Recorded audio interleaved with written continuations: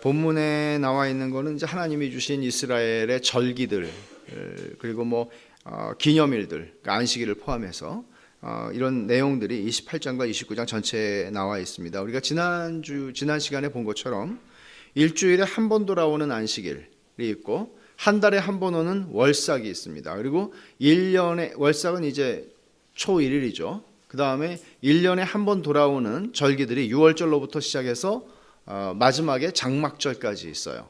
그러니까 이런 것들이 이제 이스라엘 백성들에게는 참 많이 있었는데, 오늘 우리가 이제 살펴보려고 하는, 특별히 이 기회에 이스라엘의 소위 3대 절기가 있죠. 오늘 본문에 나와 있는 바 처음에 28장 16절부터 나와 있는 6월절, 그리고 이제 6월절은 무교절하고 같이 보통 혼용돼서 이제 용어적으로 쓰이죠. 그리고 두 번째는 77절, 28장 26절부터 나오는 77절 두 번째죠. 그리고 세 번째 장막절이 29장 12절부터 마지막까지 나옵니다. 이 세 가지를 이스라엘의 3대 절기라고 얘기를 해요. 그러니까 이 3대 절기에는 이스라엘의 남자들은 예루살렘에 와서 하나님 앞에 자신을 보여야 된다, 그렇게 말씀을 하신 특별한 많은 절기들이 있지만 그 중에서도 특별한 절기라고 할 수가 있습니다. 근데 이제 이런 생각을 하죠. 도대체 우리가 21세기의 한국의 그리스도인들인데 구약의 이스라엘 사람들이 지켰던 이런 절기들을 우리가 알 필요가 있나? 두 번째는 이거를 아는 것이 우리에게 어떤 유익이 있는가? 그리고 우리에게는 이것을 어떻게 적용해야 하나? 이런 문제들은 사실 의외로 정리가 잘 되어 있지 않습니다. 그래서 이제 이런 문제들을 오늘 이 기회에 한번 좀 잘 살펴보는 게 좋겠다 싶습니다. 3대 절기 세 가지를 좀 우리가 살펴볼 텐데, 제일 먼저 6월절과 무교절입니다. 이거는 하나의 절기라고 볼 수 있죠. 왜냐하면 6월절로 시작해서 그 다음 날부터 7일 동안 무교절을 지켰으니까요. 여기에 오늘 본문에 보면은 16절, 17절을 보시면 28장 16절, 17절 첫째 달 14째 날은 여호와를 위하여 지킬 6월절이며 그 달 15째 날부터는 명절이니, 이게 무교절이에요. 2일 동안 무교병을 먹을 것이며 라고 얘기를 합니다. 그러니까 6월절은 여러분이 잘 아시다시피 구원을 기념하는 것이죠. 이스라엘 백성들의 애굽에서 빠져나온, 탈출한 그 날을 얘기하는 것입니다. 그 밤을 얘기하는 거죠. 그리고 그날부터 시작을 해서 이제 그 다음 날부터 7일 동안이 무교절이라고 해서 누룩이 들어가지 않은 빵을 그들이 일주일 동안 먹었습니다. 그래서 이 7일이라고 하는 이 숫자는 사실 왜 7일이냐? 그러면 성경에서 일반적으로 숫자가 의미를 가질 때가 있죠. 그건 뭔가 하면 7일은 사실 구원받은 사람의 전 생애를 상징적으로 보여주는 것입니다. 구원받은 사람이 살아가는 생애 전체를 7이라고 하는 숫자의 무교절을 통해서 그리스도인, 구원을 받은 그리스도인의 삶이 어떤 것인가 하는 것을 보여주는 것이에요. 그게 무교절의 의미예요. 그래서 특별히 이제 누룩을 다 제거해야 됐죠. 누룩이 들어가지 않은 빵을 먹는 것만이 아니라 누룩이 없어야 돼요, 집에. 누룩이. 근데 누룩은 성경에서 굉장히 부정적으로 쓰이고 한 경우만 제외하면은 다 부정적이에요. 한 경우가 어느 경우일까요? 예수님께서 하나님 나라의 비유를 말씀하실 때 여인이 가루 서말 속에 넣은 누룩과 같다. 그러니까 하나님의 나라가 그렇게 빨리 성장한다. 보이지 않지만 성장한다. 이런 거죠. 그러나 성경이 누룩에 대해서 얘기할 때 대부분 부정적인 것은 그 부패하는 성향, 죄의 성향이 얼마나 빨리 성장하고 얼마나 빨리 교회 안에 파고드는가 하는 것을 상징적으로 보여주는 게 누룩입니다. 그래서 부정적이죠, 언제나. 그래서 이제 무교병을 먹었다 하는 것은 죄와 단절된 삶을 산다 하는 것을 이야기하는 것입니다. 좀 더 자세히 보면, 먼저 6월절을 보면 여러분 6월이라고 하는 게 사실 한자잖아요. 6월 뭡니까? 넘어갔다는 거죠. 넘어갔다. 그래서 월장한다. 월장, 담 넘어간다. 월담한다. 담 넘어간다. 그게 넘어가는 겁니다. 그래서 영어로는 pass over, 이렇게 쑥 위로 넘어가는 겁니다. 그래서 그 6월절이라고 하는 말은 그 문설주와 문인방에 어린 양의 피를 바른 집을 하나님의 죽음의 사자가 넘어갔죠. 죽이지 않고. 그러나 어린 양의 피가 발리지 않은 집에 있는 모든 장자와 짐승들의 짐승들의 초태생들, 그것들은 다 죽었습니다. 그러니까 이것을 하나님의 구원 사건으로 여기고 이 구원의 날을 기념하라 하는 것인데, 이스라엘 종교력에서 여기 16절에 28장 16절에 첫째 달이라고 그랬잖아요. 1월 14일. 그러니까 1월 14일이 굉장히 중요한 날이에요. 이 날이 이스라엘 6월절이 우리나라의 해방 광복절 같은 거죠. 8.15 같은. 그러니까 해방되는 날이니까 400년. 그래서 1월 14일, 이게 종교력으로는 이게 처음 명절입니다. 그리고 이제 마지막에 오는 게 장막절이 되죠. 그래서 이 처음 시작하는 명절이라는 얘기는 뭔가 하면, 이스라엘 백성들은 6월절이 없이 오늘은 없다 하는 거죠. 그렇지 않아요? 6월절이 없이 어떻게 오늘 이스라엘 이 가나안 땅을 차지하고 살아가는 자신들의 삶을 설명할 수 있어요? 자기들이 누리는 모든 것들을 설명할 수 있어요? 그러니까 자기들의 시작은 하나님의 구원 사건이다 하는 것을 기억하는 게 6월절입니다. 그래서 우리가 어떤 사람들은 막 거듭난 생일을 따지는데, 너무 그러니까 또 스트레스를 주잖아요. 나는 언제 거듭났는지 모르는데 거듭나긴 거듭났는데, 이런 사람들이 있으니까. 근데 이제 그렇게 하나님 앞에서 우리가 받은 생명, 하나님이 우리를 구원하신 것, 그것을 기념하는 것입니다. 그러니까 하나님의 백성의 역사와 삶은 구원 역사 없이, 그리스도의 구속 사역 없이는 존재할 수가 없는 거죠. 그래서 6월절이라고 하는 것을 하나님이 기억하고 기념하게 하시는 것은, 너희가 오늘 사는 것은 은혜로 사는 삶이다, 하나님이 주신 생명, 덤으로 사는 인생이다 하는 것을 말씀하시는 것입니다. 그러니까 6월절 어린 양의 피 때문에 살았다는 거죠. 6월절 어린 양의 피가 하나님의 진노를 넘어가게 했다는 거죠. 그렇다면 오늘 6월절이 그리스도인들에게도 중요한 의미를 가집니다. 우리가 구원받은 날을 기념하는 것 굉장히 중요하죠. 근데 구원받은 날을 기념한다는 것은 개인적이고 주관적이고 경험적인 의미에서도 의미가 있을 수 있지만, 그것보다 더 중요한 것은 오늘날 우리가 구원받았다 할 때 우리 한국의 기독교가 전반적으로 치우쳐 있는 경향이 있는 부분이 뭔가 하면요, 내 개인의 경험적이고 주관적인 부분을 많이 강조하는 거죠. 그러나 성경이 이것도 무시할 수 없는 부분이에요. 그러나 성경이 강조하고 있는 것은 우리 주 예수 그리스도께서 십자가에서 죽으신 사건으로 말미암아 우리의 구원이 일어났다고 얘기하지, 내가 그 주님을 만난 것 이전에 주님이 죽으신 객관적이고 역사적인 복음의 사건이 있었다, 이게 중요하단 말이에요. 그러니까 이 부분을 우리는 조금 좀 약화시켜서 보는 면이 없지 않아 있습니다. 그런데 이제 우리가 6월절을 기념한다 하는 것이 그리스도인들에게는 어떤 의미인가 하면, 십자가에 달려 죽으신 그리스도를 바라보고 그 십자가의 은혜가 오늘 나를 하나님의 진노로부터 벗어나게 했고, 하나님의 심판에서 벗어나게 했고, 하나님의 사랑을 받는 자녀가 되게 했다는 것을 알고 사는 것입니다. 그러니까 그리스도를 바라보는 것이죠. 어린 양으로 죽으신 그리스도를 바라보는 신앙이 바로 6월절이라고 하는 것을 구약의 백성들이 지켰던 대로 우리는 그리스도를 바라보는 것입니다. 그러니까 1년에 한 번 바라보는 게 아니죠. 6월절이라고 하는 특별한 날에 매 순간 그리스도를 바라보는 것입니다. 그러니까 이런 거예요.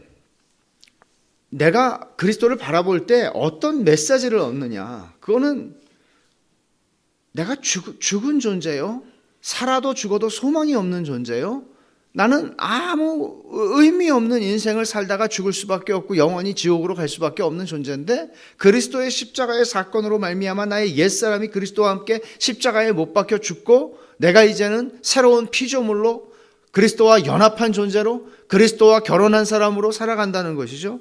이것을 기억하고 살아가는 한 그 사람은 겸손할 것이고, 그 입에서 불평이 점점 잦아들게 될 것이고, 모든 환난을 견디게 될 것입니다. 그러나 이 구원의 은혜를 망각하기 시작하면 우리에게서 나오는 증상이 있는데, 그것은 뭔가 하면 자기를 신뢰하는 교만에서 벗어나지 못합니다. 그래서 자기를 신뢰하는 교만함이라고 하는 것은 우리 입에서 좋은 소리가 나오지 않습니다. 좋은 소리가 나올 수가 없습니다. 왜냐하면 당당하기 때문입니다. 그리스도의 십자가를 기억하라. 이 6월절입니다. 무교절을 보죠. 무교절은 그런 의미에서 성화와 관련이 있습니다. 7일이 그리스도인의 전 생애를 상징적으로 보여주는 것이라고 제가 말씀을 드렸죠. 6월절은 한 날, 한순간이라면 무교절은 한 기간입니다. 그러니까 그리스도인의 성화를 잘 표현해주는 그런 절기인데, 여러분 바울 사도가 무교절을 지키라 그렇게 얘기한 거 아세요? 신약 성경에서 무교절을 지켜라 그렇게 얘기를 했습니다. 고린도전서를 한번 가보겠습니다. 고린도전서 5장 6절입니다. 여러분이 오늘 이 말씀을 잘 들으시면서 이 구약의 3대 절기가 얼마나 의미 있는 것이고 오늘 우리들에게도 적실성이 있는 메시지인가 하는 것을 잘 정리하실 수 있으면 좋겠어요. 고린도전서 5장 6절부터 8절을 제가 읽겠습니다. 너희가 자랑하는 것이 옳지 아니하도다. 적은 누룩 얘기하죠. 누룩이 온 덩어리에 퍼지는 것을 알지 못하느냐. 너희는 누룩 없는 자인데 누룩 없이 살아야 되는 것이죠. 죄 없이 살아야 하는 것이죠. 그래서 새 덩어리가 되기 위하여 묵은 누룩을 내버리라. 우리의 유월절 양 곧 그리스도께서 희생되셨느니라. 지금 유월절 양이라고 얘기를 하면서 주님을 지금 유월절을 얘기를 했어요. 7절에서. 자, 8절을 보세요. 이러므로 우리가 명절을 지키되 묵은 누룩으로도 말고 악하고 악의에 찬 누룩으로도 말고 누룩이 없이 오직 순전함과 진실함의 떡으로 하자. 여기서 8절에 우리가 명절을 지키되 이게 무슨 명절을 얘기하는 것이겠습니까? 무교절을 얘기하는 겁니다. 우리가 무교절을 지키자. 그는 그렇게 얘기를 합니다. 왜? 6월절 양이 죽었으니까, 6월절이 우리에게 일어났으니까 무교절을 지키자. 그렇게 얘기를 하는 거예요. 그런데 어떤 무교절이요? 묵은 누룩 말고 악하고 악의에 찬 누룩 말고 이런 고린도 교회를 더럽히고 있는 음행들, 고린도 교회를 더럽히는 성적인 범죄들, 이런 것들을 다 버리고 순전함과 진실함의 떡, 이걸 무교병을 상징한 것이죠. 바울 사도의 말은 구약시대의 사람들이 지켰던 것처럼 무교절을 지키라는 건 아니죠. 이거는 그리스도인의 삶의 거룩함에 대해서 교회가 어떤 방식으로 이 세상 앞에서 거룩하고 순전함을 지키고 살아가야 하는가, 존재해야 하는가 하는 것을 강조하는 얘기입니다. 그리스도인의 성화를 얘기하는 거죠. 그러니까 하나님이 이스라엘 백성에게 이제 6월절이 왔어요. 그리고 하루나 이틀 쉬는 게 아니고 6월절이 시작됐고 6월절이 끝나는 순간 뭐가 시작해요? 바로 무교절이 시작을 합니다. 그러니까 이것은 여기 바울 사도가 얘기하는 순전함, 진실함, 이런 그리스도인의 삶이 구원받은 성화의 삶이 구원 이후에 바로 시작해서 이어지는 것이고 그리스도인의 삶 전체를 하나님께서 이런 의미에서 성화의 삶, 거룩한 삶, 순전함과 진실함의 떡으로 먹는 삶을 요구하시고 그런 삶으로 부르셨다 하는 것을 보여주는 게 무교절입니다. 그러면 6월절과 무교절이 어느 정도 정리가 됐으면 그 다음에 우리는 77절로 넘어갑니다. 77절은 여러 가지 그 이름으로 불렸습니다. 오늘 본문 28장 26절부터 나오는데 77절 26절을 보면 처음 익은 열매를 드리는 날이라고 그랬어요. 이런 의미에서 초실절이라고도 불립니다. 또 77절은 77이 뭡니까? 77이 49. 그래서 오순절 50일이 6월절로부터 50일이 되는 날이에요. 그래서 오순절이라고도 불리고요. 또 보리추수를 완성하는, 보리추수를 끝내는 날입니다. 6월절부터 시작해서 보리추수가 시작이 되고 50일이 지나서 맥추절이 되면 보리추수가 끝납니다. 그래서 맥추절이라고도 이야기를 합니다. 요즘도 지키는지 제가 잘 모르겠는데 한국 교회에서 맥추감사절도 지키고 추수감사절도 지키고 근데 그 의미를 아는 사람이 거의 없더라고요. 그날은 헌금 내는 날. 그러니까 일반 헌금 말고 특별 헌금 내는 날 이렇게 알아요. 그것도 뭐 중요할 수 있죠. 그러나 왜 이게 이런 의미들이 여기에 지금 복합적으로 쓰여지고 이런 것들이 어떤 관련이 있는가 하는 것을 우리가 좀 생각을 해볼 텐데, 먼저 맥추절이라고 하는 말은 그냥 영어로는 뭐 보리추수다, 보리맥이잖아요. 보리맥, 정확히 말하면 보리추수인데 그냥 그 추수감사절이에요. 영어식 표현으로 보면은. 그래서 추수의 기쁨과 감사, 보리추수죠, 물론. 그러니까 추수하는 것은 농부들에게는 아주 감사함과 그런 그 기쁨이 있는 축제 아닙니까? 그러니까 이제 그런 감사와 기쁨이 있는 절기이고, 이제 이렇게 된다고 그래요. 이게 사실 좀 헷갈리는 부분이 있는데, 초실절이 사실은 두 개가 있다고 봐야 합니다. 초실절이라고 불리는 게. 그러니까 처음에 6월절 시작할 때부터 보리추수가 시작되는데, 이제 다 익었는지 하여간 거의 설 익은 것들을 먼저 이제 이렇게 먼저 따나 봐요. 그래가지고 하나님께 첫 번째 것으로 이제 추수 시작을 알리는, 그래서 이제 하나님께 드리는 초실절이에요, 이것도. 그런데 조금 있다가 제가 좀 찾으면서 좀 보겠습니다만은, 여기서는 이제 추수를 다 끝내고 나서 다 거두고 이제 그 중에 첫째 것이라는 것은 좋은 것, 으뜸되는 것들을 하나님께 드리는 것이죠. 그런 의미에서도 또 초실절이라고도 불리우는데, 여기 맥추절의 특징은 뭔가 하면요, 아까 얘기했죠. 누룩이 좋은 의미로 쓰이는 게 단 한 번이라고, 마태복음 13장 주님의 비유에서. 근데 이게 좋은 의미는 아니지만, 좋은 의미는 아니에요. 근데 하나님 앞에 누룩이 들어간 제물을 드릴 수가 없게 되어 있습니다. 그런데 유일하게 맥추절에 누룩이 들어간 빵을 하나님께 제물로 드립니다. 여러분 한번 찾아보죠. 레위기 23장 17절입니다.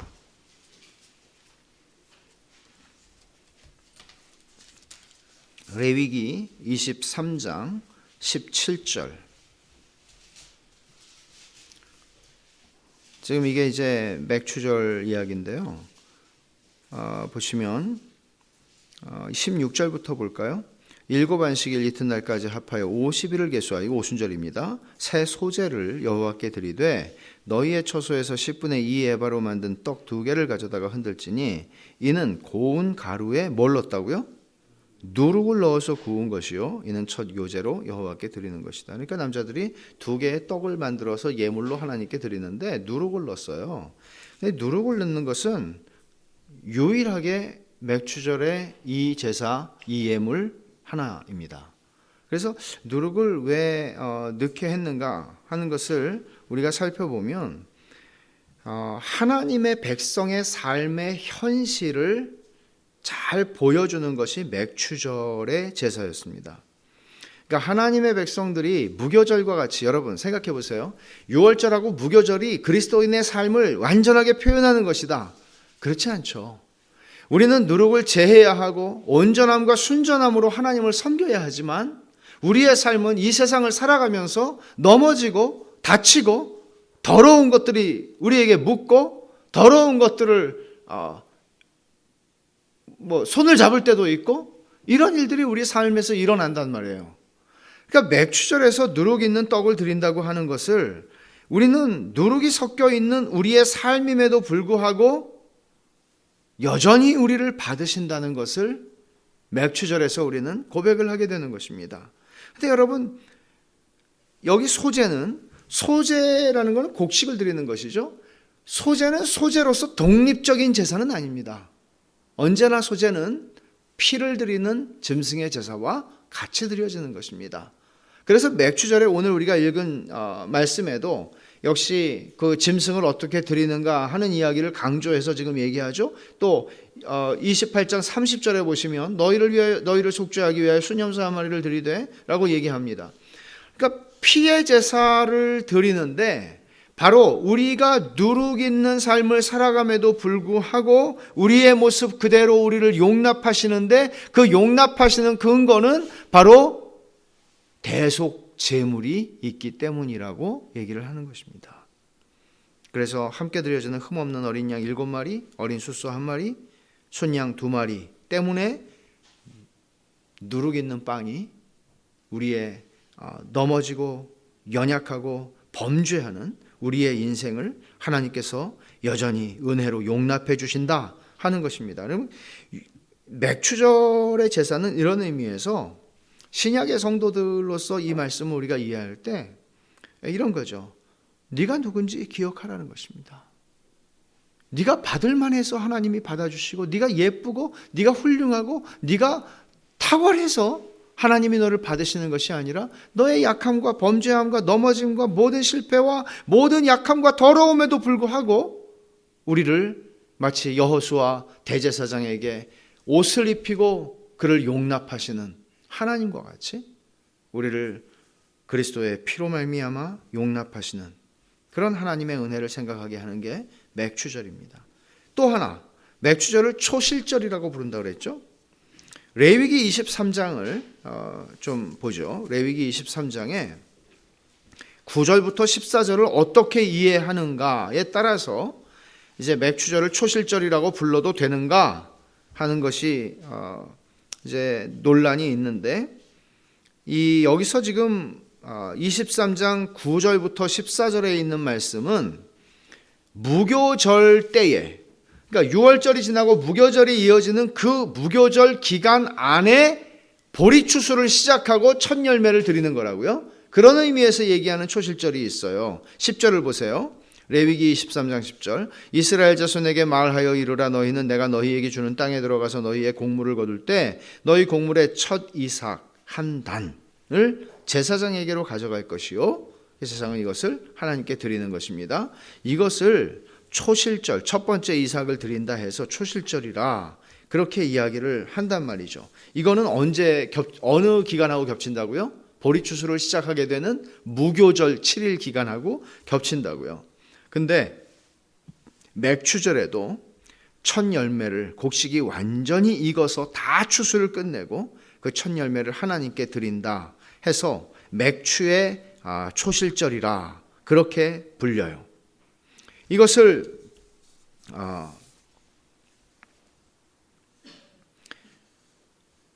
맥추의 초실절이라고 보통은 부르는데 다 추수를 끝내고 하는 것이죠. 그래서 여러분들이 나중에 뭐 초실절이 또 하나 있다 그렇게 헷갈리실 필요는 없어요. 근데 이제 이것이 과거에 보면 우리나라에 이런 제도가 있었던 것 아시죠? 제도라기보다는 성미를 이렇게 함이 뒤에 있었잖아요. 그래서 밥을 할 때 제일 먼저 한 공기는 퍼서 별도로 해서 이것도 편지 봉투 같은 데다 담아가지고 왔어요. 보면은 그것도 터지면 어떡하려고. 그래서 이제 이렇게 모아놓는다고요. 그러면 이제 그걸로 이제 뭐 목사님네 뭐 식구들이나 교회 일하시는 분들이나 이렇게 먹고 그렇게 했죠. 이제 일종의 농사를 짓지 않는 사람들에게는 첫 열매 같은 그런 개념이죠. 첫 번째 것을 이렇게. 근데 이제 자칫 이런 게 이제 하나의 어떤 그 관습으로서의 어떤 특별한 의미를 지니게 되면은 그건 좀 문제가 있어요. 예를 들어 수양회 같은 데 가면은 왜 가마솥에다가 밥 하잖아요. 수양회 같은 데 가면 그러면 이제 밥 하시는 권사님들이 어떻게 하나 하면 이렇게 십자가를 먼저 다 긋죠. 이렇게 십자가를 딱 긋고 이제 밥을 퍼요. 그렇죠. 그리고 그냥 풀라고 그러면 막 혼나고 그러죠. 그런 거죠. 갑자기 생각이 났어요. 그러니까 이런 게 이제 말하자면 첫 열매를 하나님께 드린다는 것은 11조와 같이 이게 하나님의 겁니다. 다 하나님의 것으로 우리는 삽니다. 하나님 받으십시오 하는 그런 마음이죠. 그러니까 사실은 근데 신약 성경에서 보면은 첫 열매라는 표현이 유독 어디에 쓰였습니까? 누구에게 쓰였습니까? 주님에게 쓰였죠. 부활의 첫 열매가 되셨다고. 첫 열매라는 것을 거기에다가 쓰고 있거든요. 그러니까 주님이 부활의 첫 열매가 되셨다. 이것은 어떤 이야기예요? 나머지 믿는 자들이 다 부활할 거다. 첫 열매가 있으니까 말하자면 첫 번째 초실절, 무교절과 겹치는 첫 번째 초실절에 보리 이삭 한 단을 하나님께 바쳤어요. 그 얘기는 무슨 얘기예요? 앞으로 50일 동안 거두어서 오순절에 추수를 다 끝내게 되면 바로 다 끝내게 되는 날이 올 거라 하는 것이죠. 이제 시작이다 하는 얘기죠. 그래서 주님이 부활의 첫 열매가 되셨다는 것은 믿는 자들이 다 우리가 부활할 것을 알고 우리가 죽음이 끝이 아니라는 걸 알고 부활의 소망을 가지고 하나님 앞에 살아가라 하는 이야기죠. 예수 믿는 사람들은 생명의 부활과 영광의 부활로 영화로운 몸을 입게 될 것이고 또 그날을 소망하면서 살아가라 하는 것입니다. 이게 초실절로서의 이 절기의 의미라고 할 수 있죠. 그러니까 생각해 보세요. 맥추절에 뭘 드린다고요? 누룩이 있는 빵을 드렸다고요. 우리의 현실은 그래요. 그런데 부활하신 우리의 부활의 첫 열매가 되신 예수 그리스도를 바라보는 보리추수가 이제 시작되었고 이제 끝날 것이라는 것을 아는 그 소망 가운데 살아가라 하는 것이 또 맥추절, 초실절 같은 거라고요. 이게 같은 거예요. 그런 의미예요. 그리고 또 오순절이라고 불린다 했죠. 이 오순절, 77절이라는 말하고 오순절이라는 말은 다 이 기간 때문에 생긴 말이죠. 77이 49, 7일에 7주를 지나서 오순절이에요. 6월절로부터 50일입니다. 우리가 신약 성경에서 알고 있는 오순절은 어느 날입니까? 어떤 날입니까? 성령 강림한 날이죠. 그래서 교회가 세워집니다. 예수 그리스도께서 십자가에 죽으시고 부활하시고 나서 승천하신 다음에 하신 일이 뭐예요? 아버지께로부터 성령을 받아서 너희 보고 듣는 이것을 부어주셨느니라 그렇게 말씀을 하셨습니다. 그날 일어난 일은 영적인 추수입니다. 전무 후무는 아니에요. 그 뒤에 5천 명이 또 회개를 했으니까 전무한 역사죠. 엄청난 추수가 일어났죠. 3천 명의 남자가 회개하고 하나님의 교회의 백성이 되었으니까 이것은 무슨 얘기입니까? 또 특별히 어떤 의미 있는 사건이 벌어졌죠? 성령이 임하자 그들이 난곳 방언으로 말하기 시작했다고 그랬습니다. 엄밀하게 말하면 이게 말을 외국어로 했다는 이야기인지 듣는 사람이 자기 나라 말로 들었다는 얘기인지 그건 명확하지는 않습니다. 우리는 뭐 그냥 외국어를 했다 그렇게만 다 이해를 하지만 그러니까 방이일 수도 있어요. 방이. 네? 자기 말로 들은 거예요. 방언이 아니고. 여튼 하나님께서는 놀랍게 커뮤니케이션이 언어를 초월해서 되게 만드셨어요. 이 얘기는 무슨 얘기일까요? 창세기 10장을 생각하게 하죠. 바벨탑 사건으로 말미암아 하나님께서 나라의 언어를 나누셨어요. 민족들의 언어를 나누셨어요. 이제는 뭘 하시겠다는 거예요? 모으시겠다는 거죠. 모으시겠다는 무슨 얘기예요? 추수를 시작하셨다는 얘기입니다. 대단히 상징적인 것입니다. 그래서 영적인 추수의 시작이 시작되었다. 추수가 시작되었다 하는 것이죠. 열방 가운데 하나님께서 열매들을 모으기 시작하셨다 하는 것입니다. 이게 오순절의 또한 의미입니다. 그러니까 추수가 이제 시작됐다. 초실절, 오순절 이런 의미에서 이제 또 하나 77절의 의미가 있습니다. 이것은 그리스도인의 삶의 현실 가운데 여전히 죄와 싸우면서 살아가는 그리스도인의 현실을 잘 보여주는 그 누룩 드리는 제사를 통해서 그런 것이라고 그랬죠. 그런데 여기 또 하나 있는 것은 그리스도인의 삶이 언제나 하나님의 풍성한 공급하심으로 살아가게 된다는 것을 보여주는 게 이 77절의 의미입니다. 막 여물기 시작한 첫 이삭을 하나님께 드렸어요. 첫 번째 초실절에.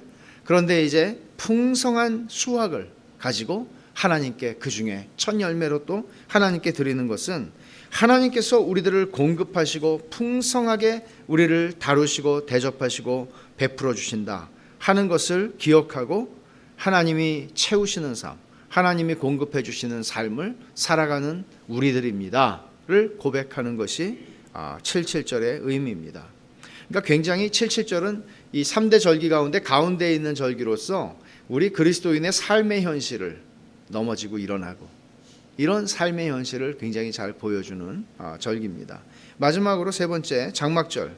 장막절은 오늘 본문에 보면은 29장에 나오죠.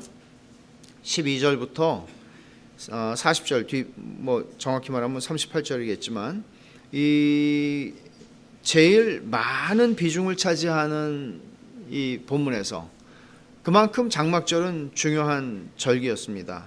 6월절을 지내고 나서 7개월이 지나면 장막절이 왔는데 7월이니까 이것은 근데 이제 7개월째죠. 정확히 말하면 7개월째 1월 14일에 6월절이 있고 7월 15일에 초막절 장막절이 시작했으니까 정확히 말하면 6개월째 6개월이 지나고입니다.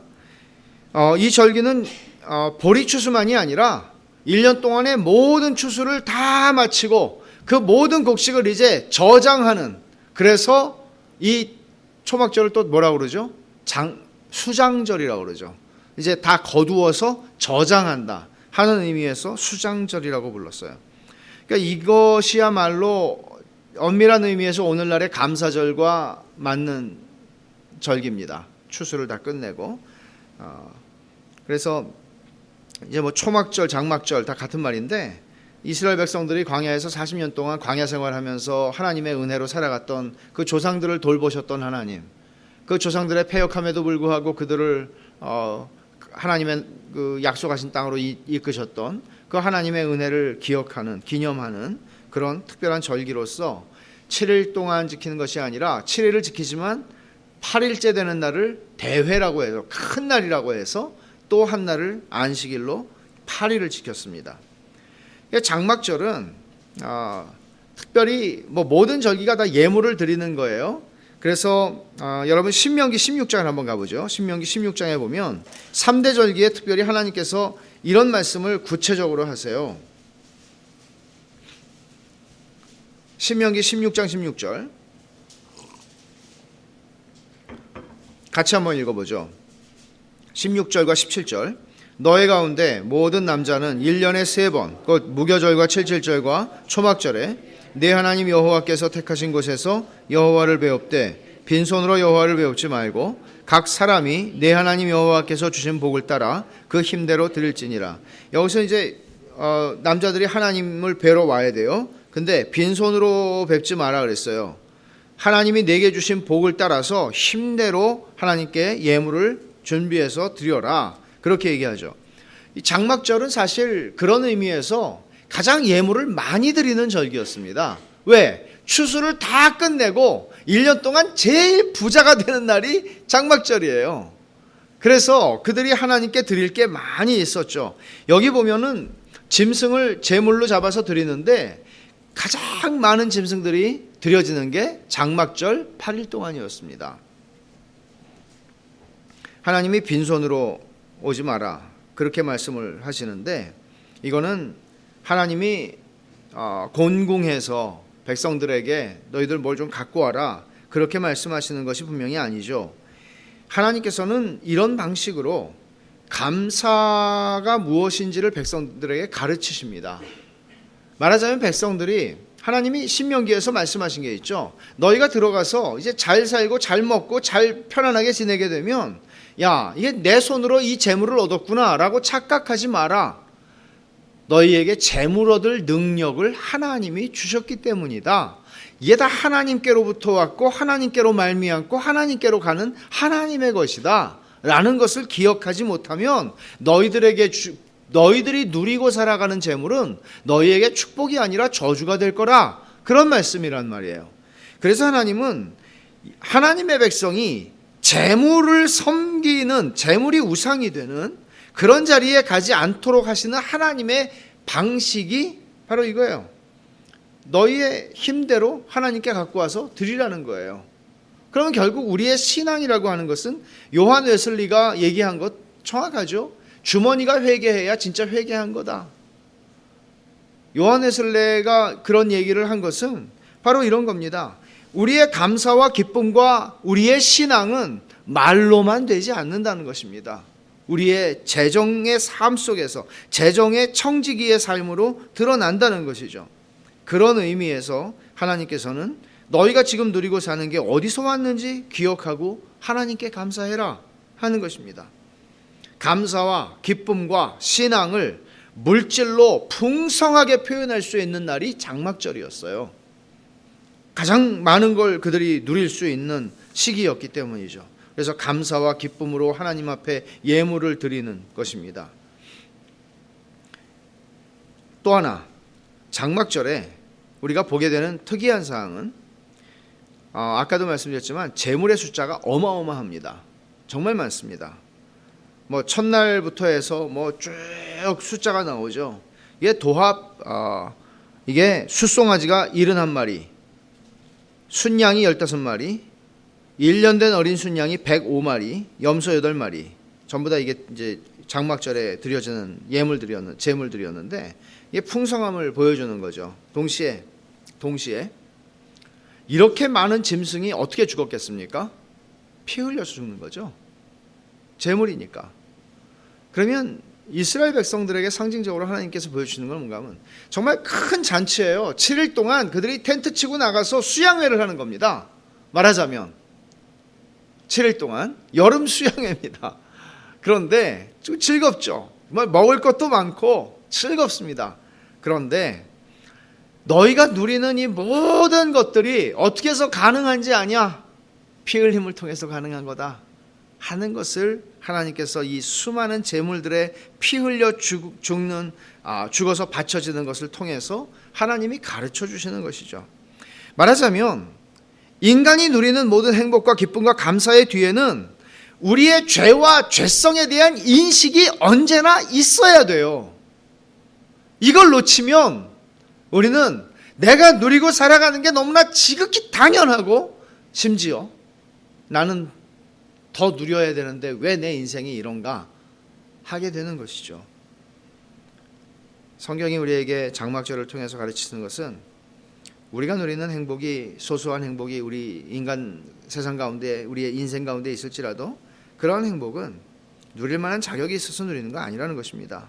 그리스도의 대속의 죽으심이 없이 짐승들이 상징하는 것은 바로 그리스도니까 그리스도의 대속의 죽으심 없이는 우리는 아무것도 누릴 자격도 권세도 없다는 것을 보여주는 게 장막절에 드려진 그 많은 제물들이 나타내는 것입니다.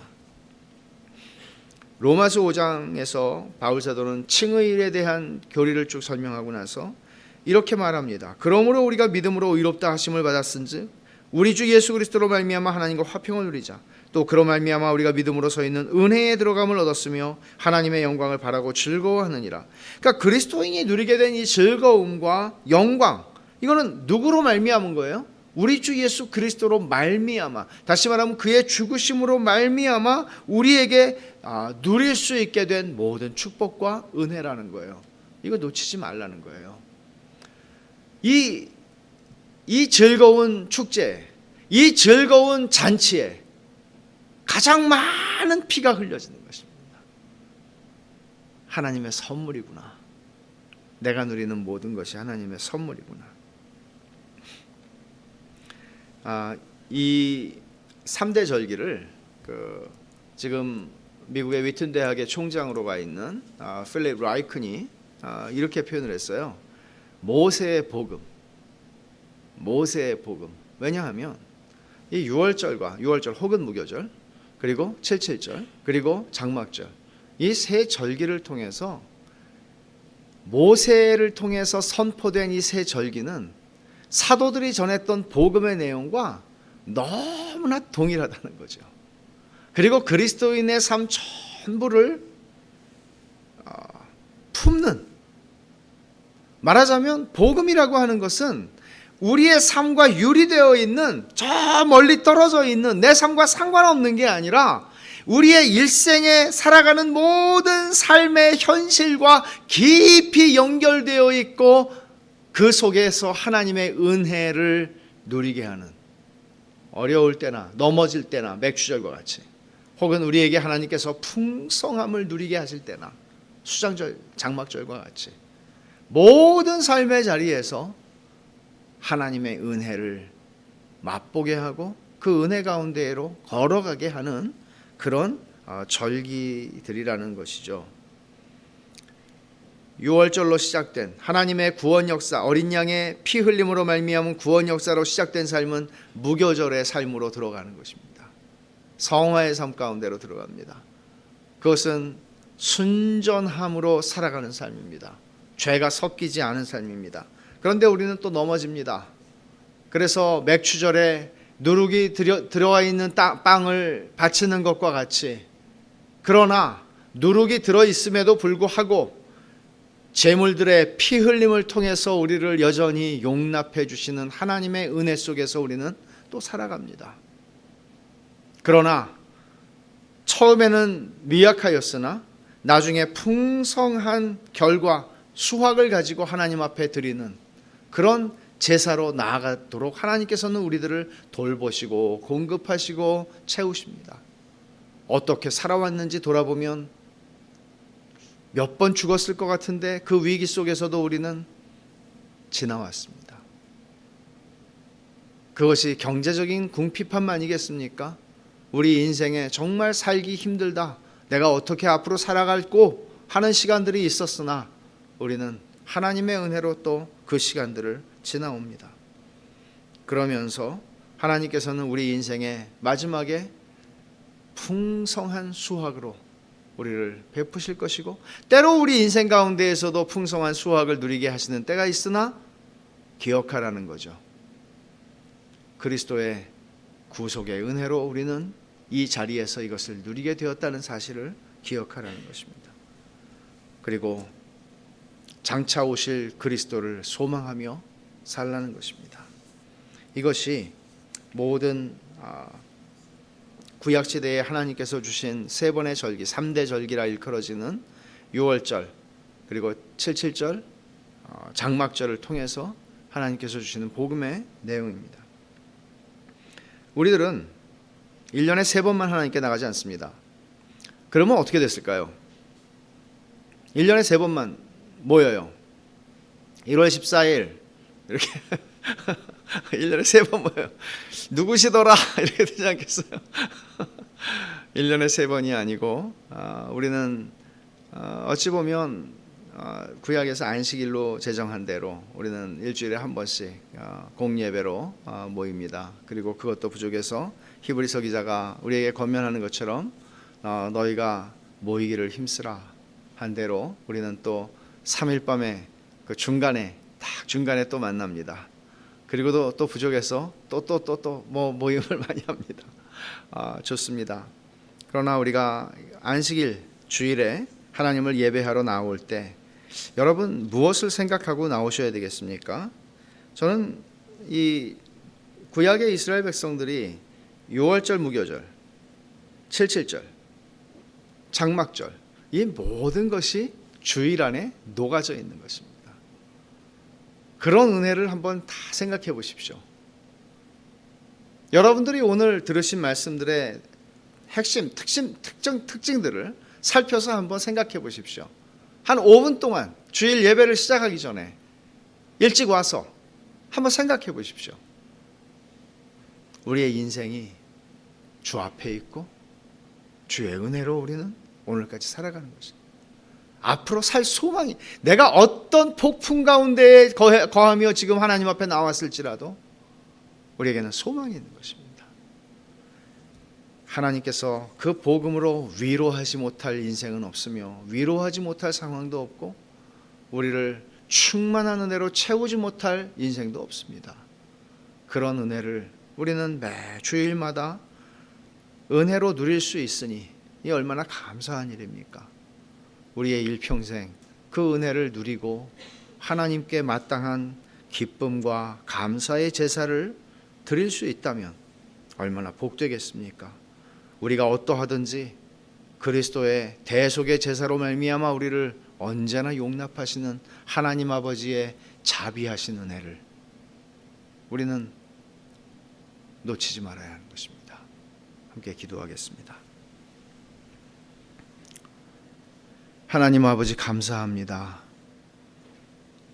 구약시대 이스라엘 백성들에게 하나님께서 주셨던, 너희는 이것을 꼭 지키라고 말씀하셨던 3대 절기를 저희가 그 의미를 상고하였습니다. 하나님 아버지, 저희가 모일 때마다 하나님 앞에 예배하러 나올 때마다 하나님께서는 이 복음을 저희들에게 선포하시고 알게 하시고 그 복음의 풍성함 가운데에 저희들을 용납하여 주시니 감사합니다. 아버지 하나님, 그 풍성한 은혜, 성경에 가르쳐 주시고 말씀하셨고 특별히 절기들을 통해서 주신 그 복음의 풍성함을 저희가 매 주일마다 하나님께 나아올 때마다 모일 때마다 그 은혜를 생각하고 묵상하며 누리는 그런 복된 주의 백성들 공동체 되게 하여 주시옵소서. 예수님의 이름으로 감사하며 기도하옵나이다. 아멘.